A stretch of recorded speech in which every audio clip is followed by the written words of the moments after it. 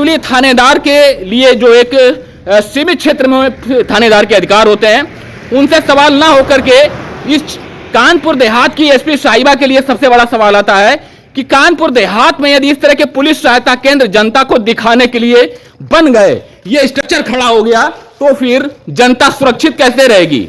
ये देखिए, ये पुलिस सहायता केंद्र है और इस तरह के हाईवे का, सबवे का निर्माण होता है। इस तरह के हाईवे और सबवे का निर्माण होता है जहां पर स्ट्रीट लाइट की कोई व्यवस्था नहीं होती है। और ये देखिए, यहां पर यदि कोई मार्ग दुर्घटना भी होती है तो यहां पर स्ट्रीट लाइट नहीं है, दुर्घटना भी होगी और यहां पर पुलिस जो है वो नदारद रहती है। एक तो पुलिस वसूली में तल्लीन रहती है और पुलिस गरीब या कमजोर व्यक्ति का शोषण करती है, ये सभी जानते हैं। जय हिंद सर, शिवली थाने से बोल रहे हैं सर? जी जय हिंद, सादर प्रणाम। ये पुलिस सहायता केंद्र ये खुला हुआ है, यहाँ पे कभी कोई रहता ही नहीं है। हमारा नाम अविनाश वाजपेयी है, हम डेली निकलते हैं यहाँ से। ये जो रईकेपुर के पास में खुला है अभी। हाँ जी, कैमरा लगा हुआ है, बहुत सोच समझ के जवाब दीजिएगा। कल हम उच्च अधिकारियों से भी 2 दिन में मिलेंगे जाके, ये कह रहे थे सर। हमने कहा कि हम कैमरा लगा करके ही अधिकारियों से बात करते हैं। हम कानपुर देहात के उच्च अधिकारियों से भी हम बात करेंगे इस संदर्भ में। आपको क्या जानकारी है, ये इनपुट आपका लेना चाहते थे? मैं आपको ये बता रहा हूँ जी जी जी। अभी कुछ चीजें आनी है, पूर्णतः सक्रिय नहीं हुआ है, दिन में चेकिंग वगैरह हो रही है, रात में अभी कोई लोग दिन में कभी किस दिन चेकिंग हुई है सर? कोई चेकिंग नहीं। इनपुट हमने लिया है, कम से कम 10 दिन का इनपुट ले रहे हैं कि कभी कोई आता है यहाँ पे, कभी कोई नहीं आता है सर। अलग अलग टाइम पे आते हैं। अब जैसे कल हम ही गए थे वहाँ। कल आप आए थे, तो ये कब तक यहाँ पे रात में ड्यूटी, ये जो ड्यूटी ऑफिसर या कांस्टेबल वगैरह की कब तक ड्यूटी लगेगी यहाँ पे?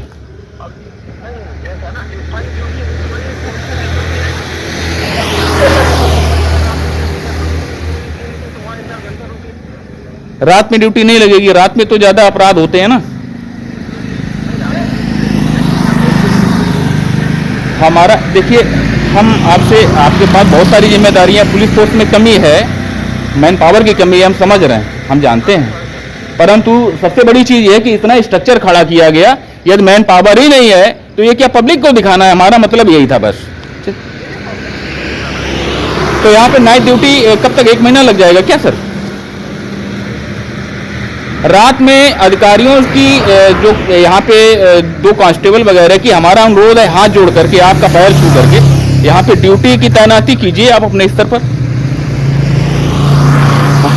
हाँ नहीं, नाइट में स्थायी व्यवस्था कीजिए। हमें मालूम है पुलिस सहायता केंद्र क्यों खुले जाते हैं, हमें मालूम है, ये सीमांकन है पूरा, और इसीलिए आउटपोस्ट ये खुला हुआ है, सब आउटपोस्ट। तो इसमें सुनिश्चित कीजिए, नहीं तो हम थाने में फिर रिलाई वाला कार्यक्रम करते हैं। अविनाश वाजपेयी मेरा नाम है सर, हम प्रणाम कर रहे हैं आपको। रिलाई का कार्यक्रम ये रहता है कि हम जनता की बात को अधिकारियों तक, हम बहुत सोच समझ के कह रहे हैं। हम जो भी शब्दों का चयन कर रहे हैं ना, बहुत सोच समझ के कर रहे हैं आपसे, और आपका बेशकीमती समय लिया, आपने हमसे बात की, इसके लिए बहुत बहुत धन्यवाद। रिलाई का कार्यक्रम आप भली बात ही जानते हो सर। आपसे अनुरोध बस यही है कि रात में अपराध ज्यादा होते हैं, रात में ड्रिंक करके आदमी चलता है ना, सब जानते हो आप, है ना।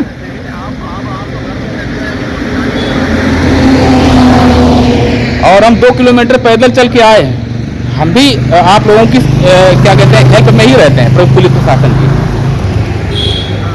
हाँ, इसको सुनिश्चित कराइए सर, है ना। तो दोस्तों, ये पुलिस, ये शिवली थाने में हमारी बात हो रही थी, और शिवली थाना ये उत्तर प्रदेश का वही थाना है जहां पर कुछ दशकों पूर्व राज्य मंत्री स्तर के, ये देखिए, पहले तो आपको बैकग्राउंड हम दिखा दें, ये शिवली पुलिस है। अभी आप देख रहे थे कि जो ड्यूटी ऑफिसर थे वो बात कर रहे थे, उनको जवाब नहीं आ रहा था, वो रिलाई भी नहीं जानते हैं। बताइए, यूपी में पुलिस को रिलाई का कार्यक्रम पता नहीं है, यानी कि यहां पर जितने भी पत्रकार हैं वो चाटुकारिता ही जानते हैं, क्योंकि यहां पर पुलिस को रिलाई का अर्थ नहीं मालूम है। वो इसलिए नहीं मालूम है कि जितने भी पत्रकार, जो अच्छा पत्रकार हैं, वो थाने, यानी कि थानों में, पुलिस स्टेशन में, आउटपोस्ट में जाकर के पुलिस की दलाली करते हैं। इसलिए पुलिस को रिलाई का कार्यक्रम शब्दशः ज्ञात नहीं हुआ अभी तक।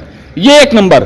दूसरा नंबर ये कि ये बागपुर आउटपोस्ट है, थाना ये पुलिस सहायता केंद्र, ये देखिए ये बागपुर आउटपोस्ट है, थाना शिवली कानपुर देहात है, ये मोबाइल नंबर है जिस पे मेरी बात हो रही थी।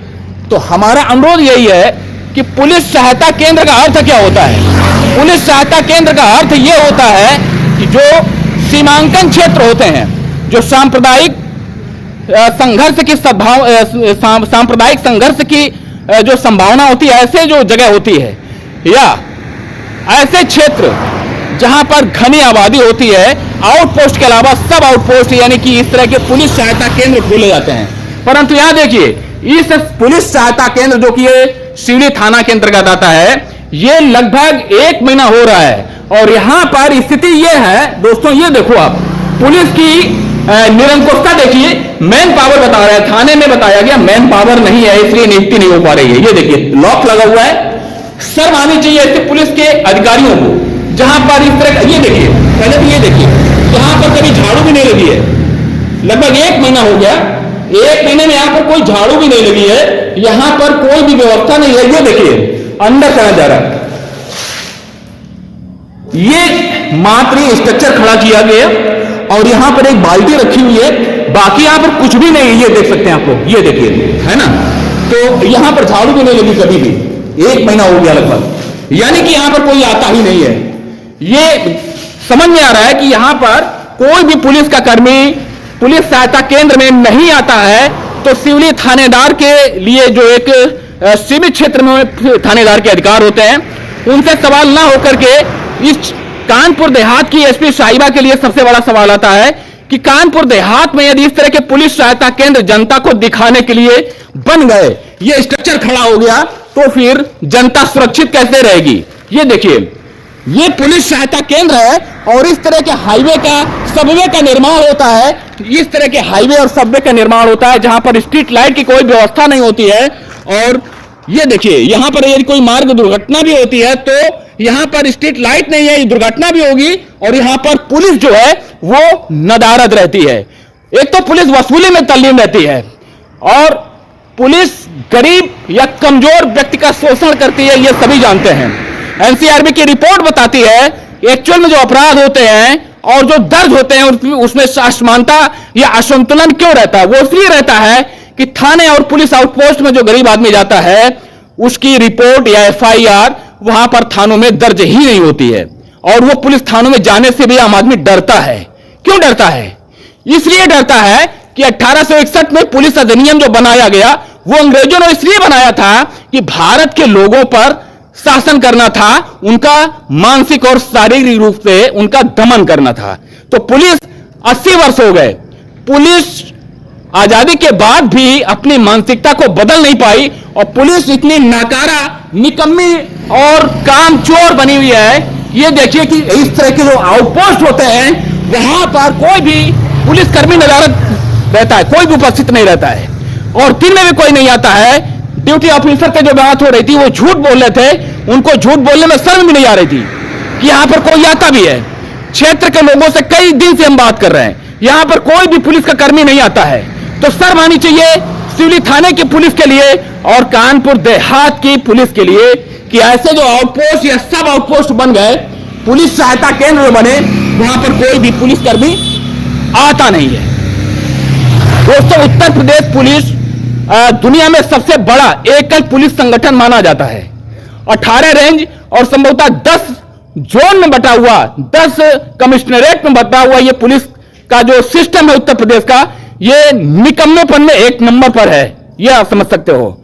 और जहां तक कानपुर देहात के शिवली थाने की बात होती है तो यहां पर तैनात होने वाले थानेदार हो या एक छोटा सा दरोगा भी हो, वो भी निकम्मा, कामचोर और भ्रष्ट होता है। इसका सबसे बड़ा एग्जाम्पल यह है कि राज्य मंत्री का स्तर प्राप्त एक माननीय के एक मंत्री जी की हत्या थाने के अंदर हो जाती है, तो फिर यही कहा जाएगा पुलिस को चुल्लू भर पानी में डूब डूब करके डॉट लगा देना चाहिए। बस ये समझिए आप, ये उत्तर प्रदेश की पुलिस है, ये उत्तर प्रदेश की सरकार है जहां पर बुलडोजर खड़ा रहता है गरीबों के लिए और पुलिस का कार्य इस तरह का रहता है। ये देखिए अभी ड्यूटी ऑफिसर से जो बात हो रही थी, अभी जो ड्यूटी ऑफिसर से बात हो रही थी शिवली थाने में, उनकी बातचीत से लग रहा था कि वो किस गुरूर में है।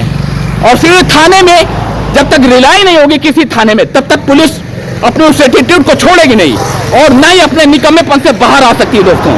तो आप लोग अपने अपने थानों में और आउटपोस्ट में जाकर के ये मोबाइल का जो कैमरा होता है उसको ऑन कीजिए। सुप्रीम कोर्ट की बहुत सारी गाइडलाइन है कि आप थाने के अंदर चौकी में कहीं भी वीडियो बना सकते हैं, परंतु आपका उद्देश्य सकारात्मक हो। तो ये एक बानगी आप लोगों को दिखाई कि सिवनी थाने की पुलिस कितनी भ्रष्ट, कामचोर और निकम्मी है दोस्तों। और ये जो वीडियो है, ये जो आपके ग्रुप में पुलिस का कोई अधिकारी हो उसको जरूर सेंड करें, क्योंकि अगली रिलाई जो है थाने के अंदर ही होगी।